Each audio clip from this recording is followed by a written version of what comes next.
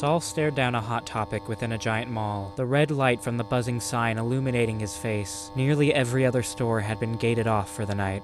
I'm pretty sure this is where she works, Saul deduced as he faced the monochromatic pit ahead. He collected himself before the Hot Topic greeted him with a trying too hard punk aesthetic, and the song Sad But True blaring through the grainy speakers. Editors know we don't have the copyright to that song, so just imagine that's playing in the background. Saul took in the store full of obscure, gothic collectibles. Toward the back he found Cori, reach pole in hand, grabbing a t-shirt from one of the top shelves for a customer. This is the one you want? Cori dully asked the customer. The tone of her voice sounded like she wanted to criticize his judgment, but the badge on her shirt indicated that they couldn't. Yes. The customer creepily panted with an eerie overjoyness, twiddling his fingers that almost retracted when their tips met from the grease in his unshowered hair.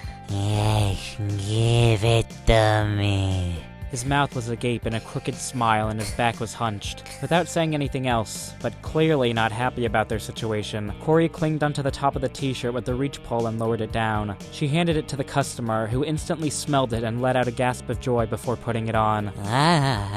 The shirt was black with blocky white text on it reading, "Born to shit, forced to wipe." The customer handed Cori the cash from his pockets for the shirt. The dollars were damp since they were covered with the customer's sweat. Cori was used to people like this, so she just grabbed the money with no second thought about how unsanitary it was for someone to keep money in the pants that they just jacked off in. As the customer turned to exit, Cori returned the reach pole to one of the back corners and shuffled toward the cash register sitting in the middle of the store. The customer bumped into Saul to assert his dominance rather than walking around him as he left the building, snapping Saul out of his observational mentality. Cori noticed Saul making his way to the back of the store to intercept their path to the register. Sup? They said as she simply walked by him, not giving him the chance to get a word out. As Cori moved behind the cash register, Saul went to its front to try to get her attention once more. I really need to tell you something. Saul gulped in a mental frenzy. Great. Dryly responded Cori, opening the cash register and putting the money away. Dang, you're really giving me the cold shoulder. Cori rose their head. Saul,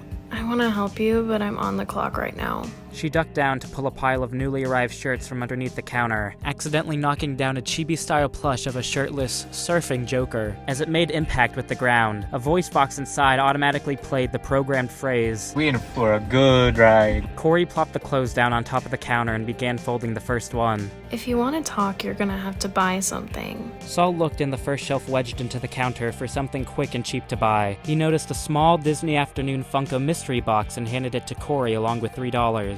Thanks. She grabbed the money and placed it directly into the tip jar. So what do you need? They asked while continuing to fold. You remember Kobruh, right? Cori thought back to their time with Miles.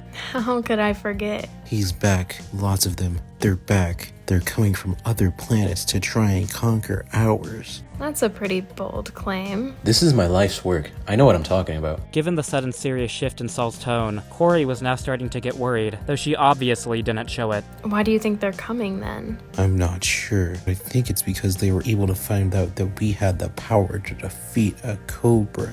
A Kobruh. There were so many more. How were they able to find out? I don't know, bro.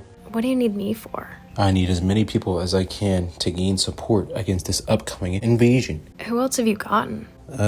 Just you. Cori gave Saul a look that said, "Seriously?" But Saul counteracted Cori's criticism. if we stay up all night, we can catch everyone else before their shift tomorrow. Saul, Cori's voice turned stern. I've been working when there's no one else here for this dumb 24-hour promotion. I had to cover somebody else's shift today. I am not gonna stay up all night and miss out on sleep that I already haven't gotten. You know how cranky I am when I'm tired. The Kobruhs can come at any time. We have no time to waste. You can go by yourself then. If you wait a few more hours, I'll go with you and we'll find everyone after they finish working. Speaking of which... Cori grabbed the stack of now folded clothes and walked back over to the wall of t-shirts to start hanging the first of them up. Saul thought over their offer. After a while, he complied. Fine.